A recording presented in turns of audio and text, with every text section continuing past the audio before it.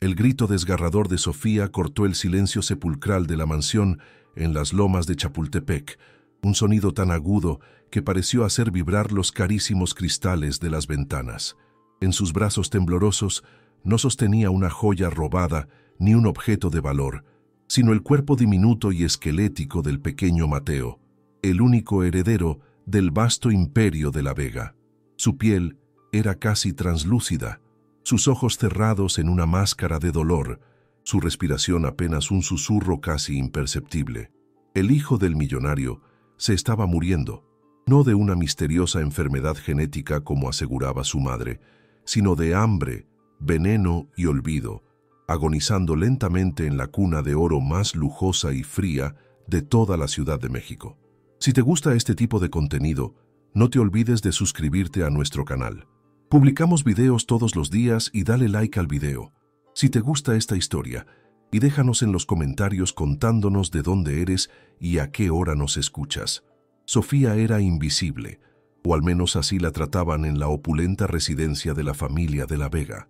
Sus días transcurrían en un silencio casi monástico, limpiando los vastos suelos de mármol que reflejaban los carísimos candelabros de cristal, puliendo muebles antiguos que valían más que la casa de toda su familia en la colonia Guerrero, y asegurándose de que ni una mota de polvo se posara sobre el imperio de don Alejandro de la Vega. Era un mundo de lujo inimaginable, pero también de una frialdad que helaba los huesos, un lugar donde las apariencias lo eran todo y los sentimientos se guardaban bajo llave, especialmente por la impecable y gélida esposa del magnate, doña Isabela. Sofía, sin embargo, era diferente. Llevaba en el pecho un corazón que se negaba a endurecerse, un corazón que sentía compasión en aquella jaula dorada. Había sido contratada hacía 6 meses y, aunque sus labores principales eran de limpieza general, sentía una conexión especial con el único ser vivo que parecía vulnerable en esa casa, el pequeño Mateo, el bebé de apenas 1 año. Pero el acceso al niño era estrictamente controlado por Isabela, quien había despedido a 3 niñeras en los últimos meses bajo pretextos absurdos, prefiriendo, según ella, encargarse personalmente de los cuidados especiales que requería la supuesta enfermedad de su hijo. Esa tarde, el aire en la mansión estaba particularmente tenso. Don Alejandro estaba en una reunión interminable en su despacho del piso de abajo, e Isabela había salido de compras urgentes a Polanco.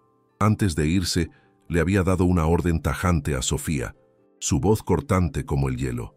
Nadie, absolutamente nadie, entra a la habitación de Mateo hasta que yo regrese. La nueva enfermera privada llegará en cualquier momento, pero solo yo puedo darle las instrucciones. ¿Entendido? Sofía asintió, aunque un escalofrío recorrió su espalda. Había algo en la mirada de Isabela, un brillo de crueldad controlada que la inquietaba profundamente. Pasaron las horas y un silencio antinatural se apoderó del ala de las habitaciones. Sofía intentó concentrarse en sus tareas, pero un llanto débil, casi imperceptible, comenzó a filtrarse por debajo de la puerta de la habitación del bebé. Era un quejido lastimero, no el llanto de un niño que pide atención, sino el sonido de un animalito herido. El corazón de Sofía dio un vuelco. Sabía que desobedecer a Isabela significaba el despido inmediato, y su familia dependía desesperadamente de ese sueldo. Trató de ignorarlo, de convencerse de que la enfermera llegaría pronto, pero el llanto se hizo más débil, más desesperado. Fue entonces cuando el instinto de Sofía, más fuerte que cualquier miedo al desempleo, tomó el control. Dejó el plumero en el suelo y corrió hacia la habitación del niño. Giró el pomo de la puerta. Estaba cerrada con llave. Esto era nuevo. Isabela nunca cerraba la puerta con llave. «¡Mateo!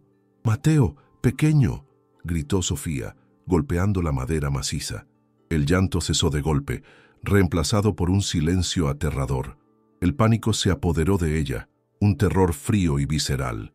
Ya no le importaban las órdenes, ni el despido, ni la furia de la patrona. Algo estaba terriblemente mal. Corrió por el pasillo hasta el armario de herramientas de mantenimiento, rezando por encontrar algo. Encontró una pequeña palanca de metal. Regresó a la puerta y, sin pensarlo 2 veces, forzó la cerradura. La madera crujió y la puerta se abrió de golpe. Lo que vio la dejó paralizada, ahogando un grito en su garganta. La habitación, decorada con lujos absurdos, estaba impecable, pero el olor a enfermedad y encierro era palpable, y en la cuna, en medio de sábanas de seda importada, yacía el pequeño Mateo, inmóvil, sus mejillas hundidas, sus labios azules. Sofía se acercó como si caminara en una pesadilla. El bebé estaba esquelético. Sus pequeños brazos y piernas no eran más que huesos cubiertos por una piel pálida y cerosa. Sus ojos estaban cerrados, hundidos en sus órbitas. «No, por favor, no», susurró ella, sus manos temblando violentamente mientras lo levantaba. El niño no pesaba nada. Era una pluma frágil, un muñeco roto. Su diminuto pecho apenas se movía. No estaba enferma, estaba muriendo de hambre. Estaba desapareciendo en la casa de uno de los hombres más ricos de México. Sin pensar, Sofía envolvió al bebé en una manta y salió corriendo de la habitación, bajando las escaleras de mármol de 2 en 2. «¡Ayuda! ¡Por favor! ¡Ayuda! ¡Se muere!», gritaba, su voz rota por la histeria. En ese preciso instante, don Alejandro de la Vega salía de su despacho, cerrando un trato multimillonario por teléfono. Vio la escena y se quedó petrificado. Su empleada de limpieza, la chica silenciosa, con el rostro descompuesto por el terror, sosteniendo el cuerpo de su hijo, que él apenas reconocía. «¿Qué diablos significa esto, Sofía? ¿A dónde lleva a mi hijo?», gritó Alejandro, su voz de mando acostumbrada a ser obedecida, pero ahora teñida de una confusión palpable. «Necesita un hospital, señor. Ahora mismo. Se está muriendo», gritó Sofía, sin detenerse, corriendo hacia la puerta principal. Alejandro, viendo el estado lívido de su hijo por primera vez, sintió que el suelo se abría bajo sus pies. Soltó el teléfono y corrió tras ella, subiendo ambos a la parte trasera de uno de sus autos de lujo, mientras le gritaba al chófer que condujera al Hospital ABC de Santa Fe, como si su vida dependiera de ello. El viaje fue una tortura de sirenas improvisadas con el claxon y el terror de Sofía. Ella no soltó a Mateo ni por un segundo, frotando su pecho, soplándole en la carita, susurrándole palabras de aliento, mientras las lágrimas corrían por sus mejillas. «No te vayas. Angelito, aguanta. Por favor, aguanta». Alejandro, sentado frente a ella, estaba en shock. Su mente no podía procesar la imagen de su heredero, un niño que, según Isabela, estaba bajo el cuidado de los mejores especialistas del mundo por una rara enfermedad, pero que ahora parecía una víctima de un campo de concentración. Al llegar al hospital, la escena fue caótica. Los médicos de urgencias tomaron al bebé de los brazos de Sofía y desaparecieron tras las puertas de cuidados intensivos. Sofía se derrumbó en una silla de la sala de espera, temblando de pies a cabeza, cubierta por el sudor frío del pánico. Alejandro caminaba de un lado a otro, ladrando órdenes por su teléfono, su rostro una máscara de furia y miedo. «¿Cómo pudo pasar esto?». Isabela me dijo. «Ella me aseguró que estaba estable», murmuraba para sí mismo, la primera semilla de la duda comenzando a germinar. Minutos después, Isabela llegó. No llegó en un auto cualquiera, sino en su Maserati, impecablemente vestida, su maquillaje perfecto, ni un cabello fuera de lugar. Al entrar a la sala de espera, su rostro se transformó en una máscara de angustia perfectamente actuada. «Mi hijo, ¿dónde está mi pobre Mateo?», gritó con voz melodramática. Pero en cuanto sus ojos se posaron en Sofía, temblando en la esquina, su falsa preocupación se convirtió en una furia helada y venenosa. Se abalanzó sobre ella, sus uñas perfectamente cuidadas, listas para atacar. «Tú, maldita sirvienta, ¿qué le hiciste a mi hijo? Lo secuestraste», gritaba Isabela, atrayendo la atención de toda la sala de espera. «Seguramente le diste algo. Intentaste envenenarlo para pedir un rescate. Guardias, llamen a la policía. Esta mujer intentó matar a mi bebé». Sofía, agotada y en shock, no podía ni defenderse. Solo la miraba con horror, incapaz de comprender cómo una madre podía actuar de esa manera. Cómo podía mentir con tanta frialdad mientras su hijo luchaba por su vida a pocos metros de distancia. Alejandro intervino, poniendo una mano en el hombro de Isabela. Isabela, cálmate. Los médicos lo están atendiendo. Sofía lo trajo. Dice que lo encontró muy mal. La mirada que Isabela le lanzó a su esposo fue de puro veneno, pero rápidamente la suavizó, volviendo a su papel de madre afligida. Ay, Alejandro, te lo dije. Te dije que su enfermedad genética era muy delicada, que cualquier cosa podía descompensarlo. Esta mujer ignorante seguramente lo movió mal o le dio comida de la cocina. Ella tiene la culpa de todo esto, sollozó enterrando su rostro en el pecho de su esposo. En ese momento, una enfermera se acercó a Sofía. Era una mujer mayor, de mirada amable pero firme. Tranquila, hija, soy Carmen. ¿Tú trajiste al pequeño Mateo de la Vega? Sofía asintió incapaz de hablar. Carmen le apretó el brazo con complicidad. Soy amiga de tu tía, la que vive en La Guerrero. Te reconocí por las fotos que me mostró. Escúchame, lo que vi en ese niño no es una enfermedad genética. Yo llevo 30 años en pediatría. Eso es desnutrición severa y abandono crónico. Alguien ha estado matando de hambre a ese niño. Las palabras de Carmen golpearon a Sofía con la fuerza de una bofetada, pero también confirmaron sus peores sospechas. No era su imaginación, no era la enfermedad, era Isabela. Pero, ¿por qué? ¿Por qué una madre haría algo tan monstruoso a su propio hijo? Tienes que tener cuidado, Sofía, susurró Carmen, viendo de reojo a Isabela, que ahora hablaba con los médicos con aires de grandeza. Esa mujer es poderosa. No van a creerte a ti antes que a ella, pero yo voy a estar atenta. Voy a revisar sus análisis. Esto no se va a quedar así. El pequeño Mateo fue estabilizado por un milagro. Los médicos lograron rehidratarlo y comenzar a nutrirlo por vía intravenosa, pero su estado seguía siendo crítico. El escándalo, sin embargo, apenas comenzaba.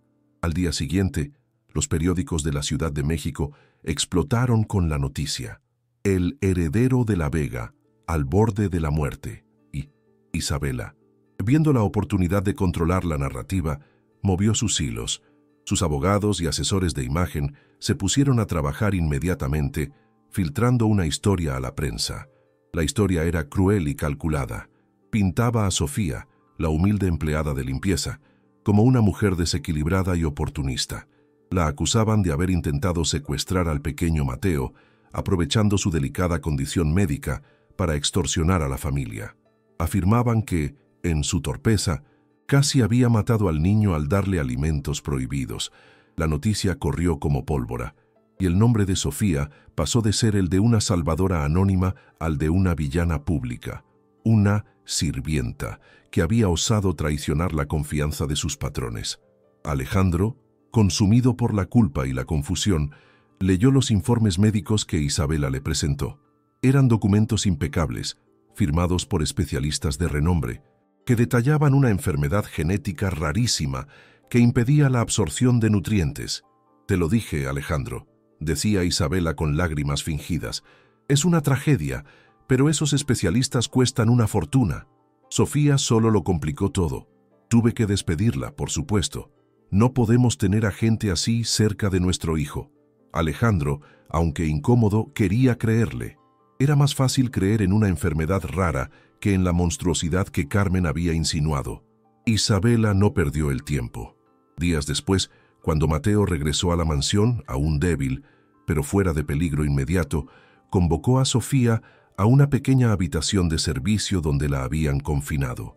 La miró con un desprecio que ya no intentaba ocultar, así que, ratita de vecindad, siseó, su voz gélida. ¿Creíste que podías jugar conmigo? ¿Creíste que alguien te iba a creer? Eres una simple gata, una muerta de hambre, y yo soy Isabela de la Vega. Sofía, aunque aterrorizada, mantuvo la mirada. Usted le está haciendo daño a su hijo, señora. Yo lo vi, y la enfermera Carmen también lo sabe. La risa de Isabela fue corta y cruel. Esa enfermera de quinta no sabe nada, y tú no volverás a acercarte a mi hijo. Te voy a dar una lección. No solo estás despedida, sino que me voy a asegurar de que nadie en esta ciudad te vuelva a dar trabajo ni para barrer la calle. Voy a destruir tu reputación. Y si dices una sola palabra más sobre esto, Me encargaré de que tu familia termine en la cárcel por cómplices. Pero la amenaza de Isabela, en lugar de silenciar a Sofía, encendió una llama de furia justa en su interior. La imagen de Mateo, tan frágil y desvalido, le daba una fuerza que no sabía que poseía. Haga lo que quiera conmigo, señora, pero la verdad saldrá a la luz. Mateo no merece una madre como usted. La bofetada de Isabela resonó en la pequeña habitación, dejando la mejilla de Sofía ardiendo. Lárgate de mi casa. Ahora Sofía salió de la mansión ese día, con el rostro marcado y el corazón roto, pero con una promesa. Salvaría a Mateo, costara lo que costara. Sofía buscó a Carmen de inmediato. Se encontraron en un pequeño café en la colonia Roma, lejos de los ojos de la alta sociedad. No puedo creerlo, Carmen. Ella lo admite, casi lo admite, pero me amenazó a mi familia. Carmen asintió, su rostro grave. Escúchame, Sofía. Esto es más grande de lo que pensamos. Empecé a investigar los registros médicos de Mateo en el hospital. Los archivos originales, antes de que los abogados de Isabela los corrigieran, muestran análisis de sangre normales. No hay enfermedad genética, pero encontré algo más. Carmen se inclinó sobre la mesa. Encontré rastros de un sedante suave en su sistema, un medicamento que, administrado en dosis continuas a un bebé, suprime el apetito, causa letargo y a la larga, provoca una desnutrición severa que imita una enfermedad degenerativa. Alguien lo está envenenando lentamente, Sofía, y esa persona es Isabela. El horror de la revelación dejó a Sofía sin aliento. No era solo abandono, era un intento de asesinato, lento y calculado. Mientras tanto, en la mansión de La Vega, Alejandro no encontraba paz. Aunque intentaba creer en la versión de Isabela, la imagen de Mateo en el hospital lo atormentaba en sueños. Notaba la frialdad con la que Isabela trataba al niño ahora que estaba en casa, cómo insistía en que solo las enfermeras privadas que ella contrataba podían alimentarlo, cómo evitaba el contacto físico con él. Veía el alivio en los ojos de su esposa, no la preocupación, y recordaba la desesperación genuina en el rostro de Sofía. La duda lo carcomía. Alejandro era un hombre de negocios, un tiburón acostumbrado a leer entre líneas y detectar mentiras, y la historia de Isabela, aunque respaldada por papeles, se sentía hueca. ¿Por qué Sofía, una chica que siempre había sido honesta y trabajadora, arriesgaría todo para secuestrar a un niño enfermo? No tenía sentido. Decidió hacer lo que mejor sabía hacer, investigar. En secreto, contrató a uno de los mejores detectives privados de la Ciudad de México, un exagente federal. «Quiero saber todo sobre mi esposa», le dijo Alejandro al detective, sintiéndose un traidor pero más asustado por su hijo. «Quiero saber sobre la enfermedad de Mateo, sobre los médicos que contrató, sobre las niñeras despedidas, y quiero que encuentre a Sofía, la empleada que despidió. Quiero saber su versión de la historia, sin filtros». El detective asintió, tomó el cheque y desapareció, dejando a Alejandro solo en su despacho, preguntándose si estaba perdiendo la cabeza o si había estado viviendo con un monstruo. Carmen y Sofía sabían que necesitaban pruebas irrefutables. Las palabras de una enfermera y una empleada despedida no valían nada contra el poder de Isabela de la Vega. «Necesitamos encontrar a las otras niñeras», dijo Carmen, «especialmente a la última, la que estuvo justo antes de que Mateo empezara a empeorar». Sofía recordó su nombre. Luisa, una chica joven y asustadiza que se había ido de la noche a la mañana llorando. Isabela había dicho que la había despedido por robarle un perfume. El detective de Alejandro, con recursos casi ilimitados, encontró a Luisa en menos de 24 horas. La encontró trabajando en un pequeño restaurante en Puebla, a donde había huido por miedo. Al principio, Luisa se negó a hablar, aterrorizada, pero el detective la convenció de que estaba del lado de don Alejandro y que querían proteger al niño. Con lágrimas en los ojos, Luisa confesó. «La señora Isabela era muy extraña», relató Luisa, su voz temblando. «Me prohibió darle la leche de fórmula que don Alejandro compraba. Ella preparaba unos suplementos especiales en un biberón aparte, 3 veces al día. Dijo que eran vitaminas carísimas, pero cada vez que Mateo las tomaba, dormía por horas, no quería comer. Empezó a perder peso muy rápido. Un día, La vi añadir unas gotas de un frasco sin etiqueta. Cuando le pregunté qué era, se puso como loca. Me acusó de robarle, me amenazó y me dio dinero para que desapareciera de la ciudad y nunca volviera. El detective grabó todo el testimonio de Luisa. Cuando Alejandro escuchó la grabación, sintió que la sangre se le helaba en las venas. La voz de Luisa, llena de miedo genuino, era la verdad. Había confiado ciegamente en Isabela, había ignorado a su propio hijo, había permitido que una mujer inocente, Sofía, fuera humillada y despedida por decir la verdad. La culpa lo golpeó con la fuerza de un tren de carga, seguida de una furia helada que nunca antes había sentido. Pero el detective tenía más. Hay algo más, señor de la Vega.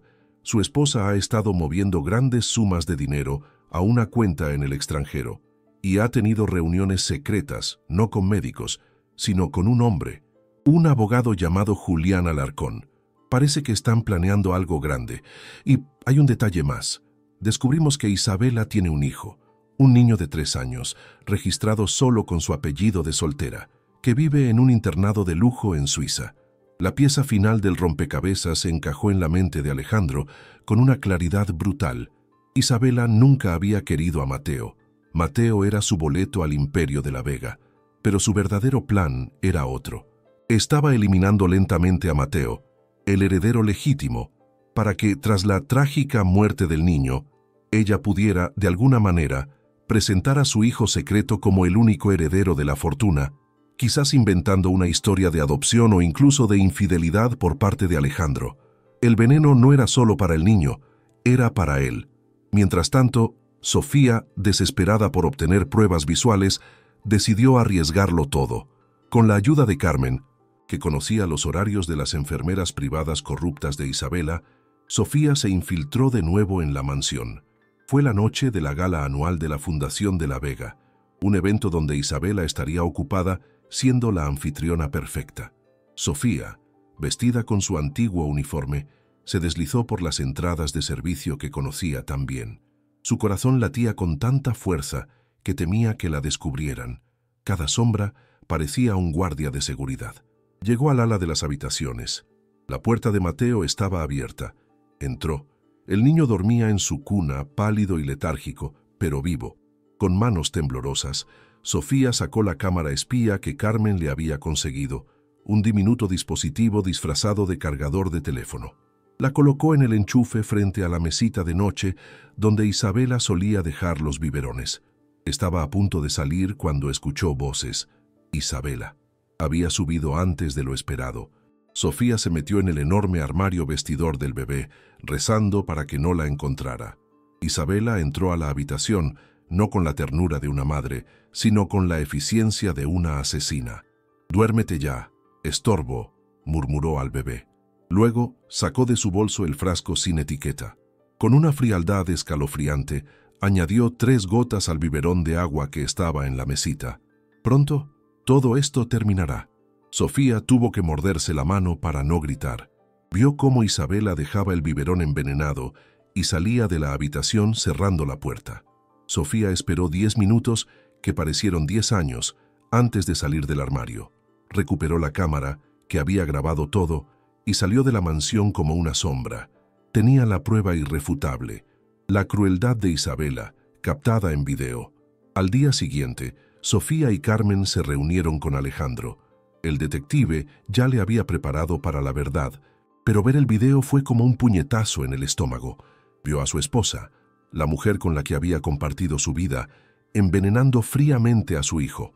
Vio la mirada de desprecio que le dirigía a la cuna. El magnate, el hombre de acero, se derrumbó. Lloró con una mezcla de rabia, dolor y una culpa que lo consumía. «Sofía», dijo Alejandro, su voz rota, levantando la mirada hacia ella. Sus ojos estaban rojos de vergüenza. Usted arriesgó todo por mi hijo, mientras yo la acusaba y la humillaba. No tengo palabras para pedirle perdón. No hay perdón para lo que he permitido». Sofía, viendo el dolor genuino en sus ojos, solo asintió. «No lo haga por mí, señor. Hágalo por Mateo. Sálvelo de esa mujer». El plan se puso en marcha de inmediato. Alejandro, usando todo su poder, No convocó a la policía. Sabía que Isabela usaría a sus abogados para convertirlo en un circo mediático. En lugar de eso, convocó a una audiencia de custodia de emergencia y divorcio en un tribunal privado, citando pruebas de abuso infantil extremo. Isabela fue notificada esa misma tarde.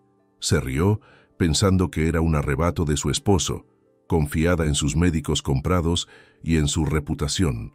La sala del tribunal estaba tensa. Isabela llegó con su ejército de abogados, con una sonrisa arrogante, vestida de un blanco inocente. Alejandro estaba allí, flanqueado por sus propios abogados, con Sofía, Carmen y Luisa sentadas detrás de él, como testigos protegidas. La arrogancia de Isabela flaqueó por un segundo al ver a Luisa, la niñera que creía haber asustado para siempre. Los abogados de Isabela comenzaron su ataque. Su señoría, esto es un disparate. Don Alejandro está siendo manipulado por una empleada doméstica despedida, la señorita Sofía, quien, como demuestran los informes policiales que adjuntamos, tiene un historial de inestabilidad y fue investigada por robo e intento de extorsión. Presentaron los informes médicos falsificados, las declaraciones de los médicos corruptos.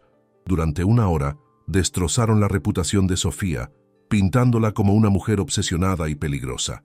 Sofía tuvo que escuchar cómo la llamaban ladrona, loca y mentirosa, apretando las manos con tanta fuerza que sus uñas se clavaron en sus palmas.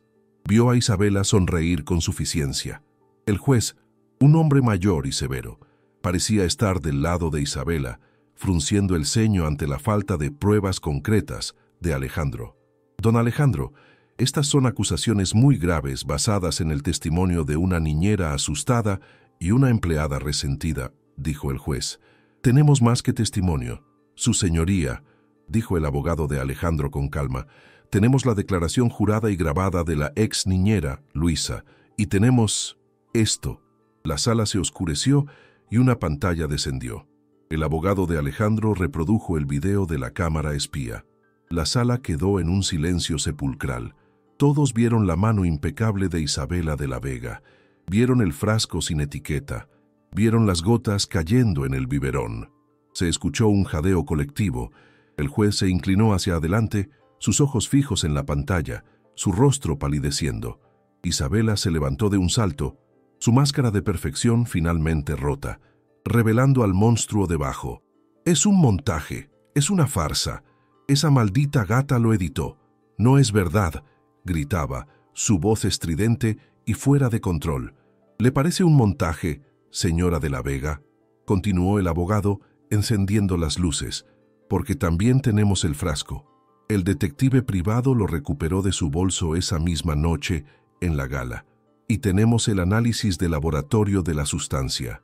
Un sedante potente, indetectable en análisis de sangre de rutina, a menos que se busque específicamente. Un veneno lento. El colapso de Isabela fue total. Intentó correr hacia la salida, pero los guardias de seguridad del tribunal la detuvieron. Se volvió, sus ojos inyectados en sangre, y miró a Alejandro. Tú nunca me mereciste, ninguno de ustedes. Ese niño era un error. Luego miró a Sofía. Y tú, maldita seas, te destruiré. Pero sus amenazas eran vacías. Estaba acabada. El juez, lívido de ira, golpeó el mazo con una fuerza atronadora. Otorgó la custodia total y permanente del menor Mateo de la Vega a su padre, don Alejandro de la Vega, y ordenó la detención inmediata de la señora Isabela por intento de homicidio agravado, falsificación de documentos y abuso infantil. Saquen a esta mujer de mi vista. Mientras los guardias esposaban a una Isabela que gritaba y maldecía, Alejandro se acercó a Sofía. No dijo nada, simplemente la miró. Sus ojos llenos de una gratitud y una admiración tan profundas que las palabras sobraban. Tomó la mano de Sofía, la mano de la sirvienta, que había sido más valiente que todo su ejército de abogados, y la apretó con fuerza. En ese momento, en medio de la ruina de su vida anterior, Alejandro supo que estaba frente a su verdadero salvavidas. 5 años después, la mansión de las Lomas ya no era una jaula dorada y fría. Se había transformado en un hogar vibrante, ya lleno de risas. El pequeño Mateo, ahora un niño de 6 años sano, fuerte y parlanchín, corría por los jardines, persiguiendo a su padre. Mateo no recordaba el dolor, solo el amor que lo había rodeado desde el día de su rescate. Su recuperación había sido completa, un testimonio viviente de la fuerza del amor sobre la crueldad. Isabela fue sentenciada a 30 años de prisión por intento de homicidio y otros cargos. Su hijo secreto fue puesto bajo la custodia del Estado suizo, ya que su amante, el abogado Julián Alarcón, también fue encarcelado por complicidad. El imperio de Isabela, construido sobre mentiras y veneno, se había derrumbado en un solo día, gracias a la valentía de una mujer que se negó a ser invisible. Carmen, la enfermera, se convirtió en la jefa de pediatría del hospital, gracias a una generosa donación de Alejandro para modernizar el ala infantil. Ella y Sofía siguieron siendo amigas inseparables, unidas por el secreto que habían compartido y la vida que habían salvado juntas. Luisa, la ex niñera, recibió una compensación generosa de Alejandro y pudo abrir su propio negocio, libre del miedo que la había atormentado. Poco después del juicio, Alejandro se dio cuenta de que no podía dejar ir a Sofía. Se había enamorado de su fuerza, de su corazón puro y de su dignidad inquebrantable. Ella le había enseñado que era el verdadero valor, algo que su fortuna nunca podría comprar. Le pidió que se quedara, no como empleada, sino como la guardiana de Mateo. Y con el tiempo, esa relación profesional se transformó en un amor profundo y genuino. Alejandro le propuso matrimonio un año después, no con un anillo ostentoso, sino con una simple promesa: dedicar el resto de su vida a ser el hombre que ella merecía, un hombre digno de la mujer que había salvado a su hijo. Se casaron en una ceremonia sencilla, rodeados solo por Mateo y Carmen. La alta sociedad de la Ciudad de México quedó escandalizada, pero a Alejandro no le importó. Había elegido la felicidad sobre las apariencias. Juntos, Alejandro y Sofía crearon la Fundación Mateo de la Vega, una organización dedicada a rescatar a niños en situaciones de abuso y abandono, especialmente aquellos que sufrían a manos de sus propias familias en silencio. Sofía, la ex empleada de limpieza, se convirtió en la directora de la fundación, usando su empatía y su experiencia para salvar a cientos de niños, transformando su propio dolor en un faro de esperanza. La familia creció. 2 años después de su matrimonio, Sofía y Alejandro dieron la bienvenida a una hermosa hija, una niña a la que llamaron Lucía. Mateo adoraba a su hermanita, convirtiéndose en el protector feroz que él nunca tuvo. La mansión de las Lomas, antes un símbolo de opulencia vacía, ahora era un hogar real, lleno del calor de una familia que había nacido de las cenizas de la tragedia, demostrando que el amor verdadero y la justicia siempre encuentran su camino, incluso en los lugares más oscuros. Sofía, ahora doña Sofía de la Vega, nunca olvidó de dónde venía. Seguía siendo la mujer humilde con un corazón valiente, pero ahora tenía el poder de cambiar el mundo. Miraba a su esposo, Alejandro, un hombre redimido por el arrepentimiento y transformado por el amor, y a sus 2 hijos, Mateo y Lucía, riendo en el jardín, y sabía que cada lágrima y cada humillación habían valido la pena. Había enfrentado al monstruo en su propia guarida y había ganado. La historia de la empleada de limpieza que salvó al heredero y se casó con el magnate se convirtió en una leyenda en la Ciudad de México. Pero para Sofía y Alejandro no era un cuento de hadas. Era un recordatorio diario de que la verdadera nobleza no está en la sangre ni en el dinero, sino en el coraje de hacer lo correcto, sin importar el costo, y en la fuerza indestructible del corazón humano. Alejandro a menudo observaba a Sofía mientras ella le leía un cuento a Mateo antes de dormir, con Lucía acunada en su otro brazo. Veía la ternura en sus ojos, la misma ternura que había salvado la vida de su hijo. Se acercaba, la besaba en la frente y le susurraba las mismas palabras cada noche. Me salvaste, nos salvaste a todos, y en esa mansión, que alguna vez fue el escenario de una crueldad inimaginable, el amor finalmente había reclamado su victoria. La vida de Mateo era la prueba viviente. El niño que había sido sentenciado a una muerte lenta por la ambición de su madre, ahora era el símbolo de la fundación que llevaba su nombre. Creció para ser un hombre compasivo y fuerte, siempre consciente de que le debía su vida a la mujer que había sido lo suficientemente valiente como para ver más allá de las apariencias y luchar por un niño indefenso. La mujer a la que ahora llamaba, con todo el amor de su corazón, mamá. Isabela, en su celda de la prisión de Santa Marta, Acatitla, leía en los periódicos sobre los éxitos de la Fundación Mateo de la Vega. Cada artículo era una nueva tortura, un recordatorio de todo lo que había perdido por su ambición ciega. Su belleza se había marchitado, su poder desaparecido. Se había convertido en lo que más temía, una nadie, una sombra olvidada, mientras la sirvienta que tanto había despreciado vivía la vida que ella había intentado robar, pero con una felicidad y un amor que Isabela nunca habría sido capaz de comprender. Alejandro, por su parte, nunca se perdonó por completo su ceguera inicial. Esa culpa se convirtió en el combustible de su filantropía. Dedicó la mitad de su fortuna a la fundación, trabajando codo a codo con Sofía. Se aseguró de que cada niño rescatado recibiera no solo atención médica, sino también el amor y la seguridad que a Mateo le habían negado. Su imperio empresarial siguió creciendo, pero su verdadero legado, como él siempre decía, no estaba en sus edificios, sino en las vidas que su familia había logrado salvar. La historia de Sofía y Alejandro demostró que las barreras sociales, el dinero y el poder no son nada frente a la dignidad humana. Demostró que una sola persona, armada solo con la verdad y un corazón valiente, puede derribar imperios de mentiras. La mansión en las Lomas, que había sido testigo del peor de los horrores, se convirtió en el epicentro del mayor de los amores, un hogar construido no sobre mármol y oro, sino sobre la justicia, la redención y el coraje de una mujer invisible que se negó a mirar hacia otro lado. Años más tarde, cuando Mateo ya era un adolescente, le preguntó a Sofía por qué había arriesgado tanto por él, un bebé que apenas conocía. Sofía lo miró, sus ojos llenos de la misma intensidad de aquella tarde fatídica. Porque en tus ojos vi a un alma que pedía ayuda. Y en este mundo, Mateo, no hay nada más importante que responder a esa llamada. No importa si eres rico o pobre, si eres un patrón o una sirvienta.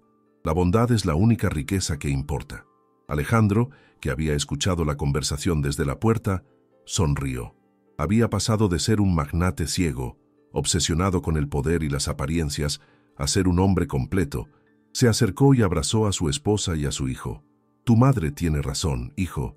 Ella es la persona más fuerte y valiente que he conocido. Nos enseñó a todos nosotros el verdadero significado de la familia.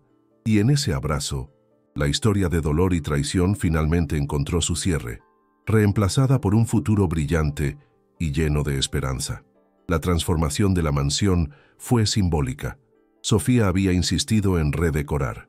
Los muebles oscuros y opresivos fueron reemplazados por colores claros y cálidos.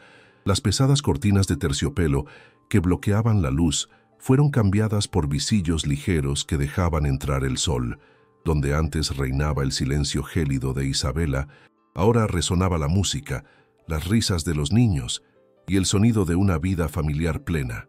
La casa, al igual que Alejandro, había sido redimida del frío. Carmen se jubiló unos años después, pero no para descansar. Se convirtió en la consejera principal de la Fundación Mateo de la Vega, supervisando el bienestar de los niños rescatados. Su amistad con Sofía era un pilar en la vida de ambas. A menudo se sentaban en el jardín de la mansión, tomando café, recordando el día en que se conocieron en la sala de urgencias, el día en que decidieron luchar juntas contra un mal que parecía invencible. Lo logramos, amiga, solía decir Carmen. Lo logramos. El detective privado que había sido tan crucial en el caso recibió una bonificación que le permitió abrir su propia agencia de seguridad de élite. Alejandro lo mantuvo como jefe de seguridad de su familia y de la fundación. El detective siempre dijo que el caso de La Vega había sido el más impactante de su carrera, no por el dinero, sino porque le había demostrado que la justicia, aunque a veces tarda, puede ser absoluta cuando se tienen las pruebas correctas y la voluntad de exponer la verdad, sin importar cuán oscura sea. Mateo creció con una empatía extraordinaria. Quizás fue el trauma temprano, o quizás fue la crianza de Sofía, pero el niño tenía una sensibilidad especial hacia el sufrimiento ajeno. A menudo acompañaba a Sofía a los refugios de la fundación, jugando con los otros niños, compartiendo sus juguetes, ofreciendo el tipo de consuelo que solo alguien que ha estado cerca de la oscuridad puede dar. Estaba destinado a tomar las riendas de la fundación, convirtiendo su tragedia personal en una misión de vida. Lucía, la hija de Sofía y Alejandro, creció idolatrando a su hermano mayor y a su madre. Era una niña llena de fuego y determinación, con la inteligencia para los negocios de su padre y el corazón indomable de su madre. Era la prueba viviente de que el amor podía nacer de las cenizas. Ella y Mateo eran un equipo inseparable, el futuro brillante de la familia de la Vega, un futuro construido sobre la honestidad y la compasión. La sociedad mexicana, que primero había condenado a Sofía y luego se había maravillado con la caída de Isabela, finalmente aceptó a Sofía como la nueva matriarca de la Vega. Su trabajo en la fundación le ganó el respeto y la admiración de todo el país. Se convirtió en un símbolo de superación, la sirvienta que se había convertido en reina, no por un matrimonio de cuento de hadas, sino por su propio mérito, su valentía y su inquebrantable sentido de la justicia. Alejandro vendió la parte de su imperio que consideraba más fría y se centró en inversiones éticas y en la filantropía. Descubrió que ganar dinero ya no le daba la misma satisfacción. La verdadera satisfacción venía de ver a un niño desnutrido recuperar el color en sus mejillas en uno de los centros de Sofía, o de ver a Mateo anotar un gol en su partido de fútbol escolar. Su transformación fue la más profunda de todas. La habitación de Mateo, aquella que había sido su prisión y casi su tumba, fue completamente remodelada. Sofía la convirtió en un cuarto de juegos luminoso y alegre.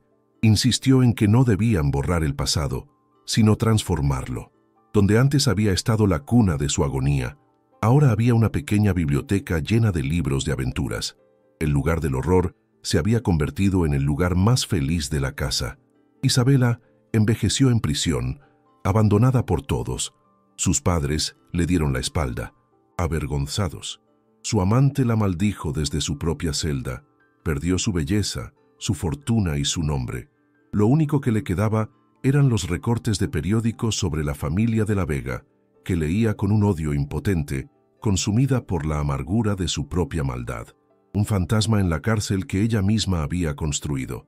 En las noches tranquilas, Alejandro a veces se despertaba sudando, la pesadilla de encontrar a Mateo en el hospital volviendo a él. En esos momentos, sentía la mano de Sofía en la suya. «Estoy aquí», le susurraba ella.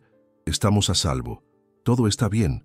Y él, el magnate poderoso, encontraba consuelo en la fuerza de la mujer que había pasado de ser su empleada a ser su ancla, su conciencia y el amor de su vida. El legado de la familia de la Vega cambió para siempre. Ya no eran conocidos solo por su riqueza y poder, sino por su increíble historia de redención. Se convirtieron en la prueba de que incluso las familias más poderosas pueden albergar los secretos más oscuros, pero también de que la luz de una sola persona valiente es suficiente para disipar la oscuridad más profunda. Mateo, al cumplir 18 años, dio su primera entrevista pública. «Mi vida es un milagro, y ese milagro tiene un nombre, Sofía. Ella no es solo mi madre adoptiva, es mi salvadora. Me enseñó que no importa de dónde vienes, sino lo que estás dispuesto a hacer por los demás. Mi madre biológica me dio la vida, pero Sofía me la devolvió». Alejandro, viendo a su hijo hablar con tanta madurez, sintió una oleada de orgullo. Miró a Sofía, que estaba a su lado, sus ojos brillando de lágrimas. Habían recorrido un camino increíblemente doloroso, pero lo habían hecho juntos. La familia que habían formado era más fuerte que cualquier imperio empresarial, construida sobre los cimientos inquebrantables de la verdad y el amor. La historia de Sofía, Alejandro y Mateo no fue solo una historia de superación. Fue una historia sobre la justicia. Demostró que el poder y el dinero pueden construir murallas altas, pero no pueden ocultar la verdad para siempre. Demostró que la dignidad de una persona no se mide por su cuenta bancaria, sino por sus acciones en los momentos de mayor oscuridad. Y así, en la lujosa mansión de las lomas de Chapultepec, donde una vez un bebé se marchitaba en silencio, la vida floreció. El eco de la tragedia fue reemplazado por la promesa de un futuro donde la compasión reinaba sobre la crueldad y donde el amor de una madre, aunque no fuera de sangre, había demostrado ser la fuerza más poderosa del universo. La prensa, que había sido tan cruel con Sofía al principio, ahora la idolatraba. Intentaron innumerables veces conseguir la exclusiva de su historia, pero Sofía siempre se negó a hablar mal de Isabela en público. La justicia ya hizo su trabajo, decía con una elegancia tranquila. Mi trabajo ahora no es mirar atrás, sino mirar hacia adelante, hacia el próximo niño que necesita nuestra ayuda. Esta dignidad solo aumentó el respeto que la gente sentía por ella. Alejandro se aseguró de que las leyes en México sobre el abuso infantil y la falsificación de registros médicos se endurecieran. Usó su influencia política no para obtener más contratos, sino para proteger a los vulnerables. Se convirtió en un defensor inesperado de los derechos del niño, testificando ante el Congreso sobre las lagunas en el sistema que casi permitieron que su propio hijo muriera. La relación entre Mateo y Alejandro fue compleja al principio. Alejandro cargaba con la culpa de su negligencia, pero fue Sofía quien los unió. Fomentó su vínculo, insistiendo en que el pasado no debía definir su futuro. Tu padre cometió errores, Mateo, le dijo una vez, pero el error más grande habría sido no aprender de ellos. Te ama más que a nada en este mundo. El imperio de la Vega prosperó bajo la nueva visión de Alejandro. Los empleados notaron el cambio. El jefe, antes un hombre distante y exigente, ahora era más humano, más accesible. La cultura de la empresa cambió, volviéndose más familiar. Todo gracias a la influencia de Sofía, que había suavizado los bordes ásperos del magnate y le había recordado el valor de las personas por encima de las ganancias. En el 10º aniversario de la fundación, se celebró una gran gala. Mateo, ahora un joven vibrante, dio el discurso principal. Al final, llamó a Sofía al escenario. El mundo ve a mi padre como el poder detrás de esta fundación, y a mí como la inspiración. Pero todos aquí sabemos la verdad. El corazón, el alma y la valentía de esta fundación es esta mujer, mi madre, Sofía. El aplauso fue ensordecedor. Alejandro observaba desde la primera fila, sus ojos fijos en su esposa. Ella, que había llegado a su casa como una empleada invisible, ahora estaba en el escenario, radiante, siendo honrada por cientos de personas.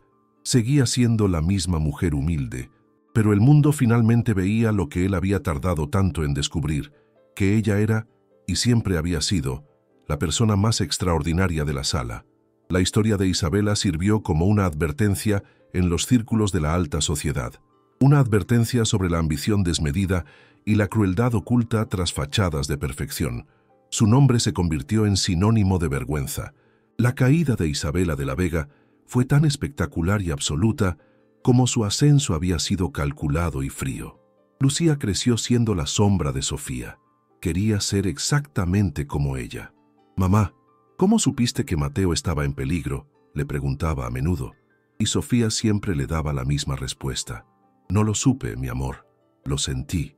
El corazón siempre sabe la verdad, incluso cuando los ojos no pueden verla». El amor entre Alejandro y Sofía no fue un romance apasionado de telenovela, sino algo mucho más profundo. Fue una asociación basada en el respeto mutuo, la admiración y la sanación compartida. Él la ayudó a encontrar su voz y su poder en el mundo, y ella lo ayudó a encontrar su humanidad y su corazón. Eran el equilibrio perfecto. La mansión en las lomas, que había comenzado como el escenario de un crimen atroz, terminó siendo el símbolo de la redención. Demostró que ningún lugar está maldito, que son las acciones de las personas las que definen un hogar. Y el hogar que Sofía y Alejandro construyeron estaba lleno de luz, perdón y una segunda oportunidad. Mateo nunca mostró odio hacia Isabela. Cuando fue lo suficientemente mayor para entender la historia completa, solo mostró una tristeza profunda. «Ella debe haber estado muy vacía por dentro para hacer algo así», le dijo a Sofía. Esa compasión, esa capacidad de perdonar, fue el regalo más grande que Sofía le había dado, la prueba final de que la crueldad no había logrado romper su espíritu. Alejandro, en sus últimos años, a menudo reflexionaba sobre el giro del destino. Si Sofía no hubiera estado allí ese día, si no hubiera tenido el coraje de forzar esa puerta, él habría perdido a su hijo y habría vivido el resto de su vida en una mentira, casado con una asesina. Le debía a Sofía no solo la vida de su hijo, sino su propia salvación. La fundación continuó creciendo, expandiéndose internacionalmente. La metodología Sofía, como la llamaban, que combinaba intervención médica rápida con apoyo emocional intensivo, se convirtió en un estándar de oro en el cuidado infantil.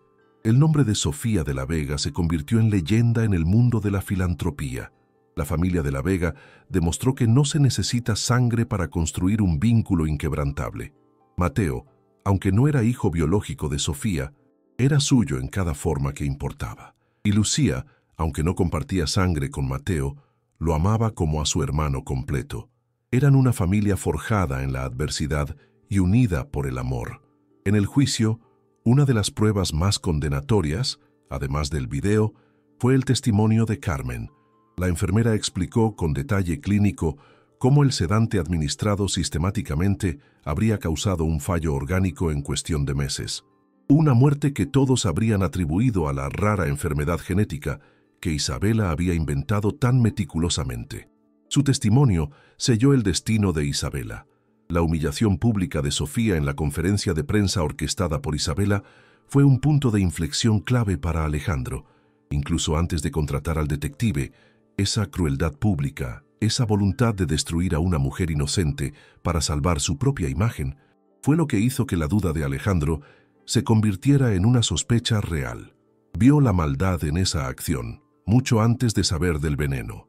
El momento en que Sofía plantó la cámara fue de una tensión casi insoportable.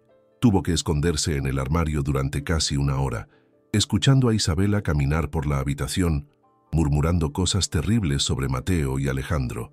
El miedo que sintió fue abrumador, pero la necesidad de exponer la verdad fue más fuerte. Salió de esa habitación temblando, pero con la prueba que cambiaría todo. La caída de Isabela en el tribunal fue un espectáculo de arrogancia rota. Pasó de la confianza total a la negación histérica y finalmente a las amenazas vacías.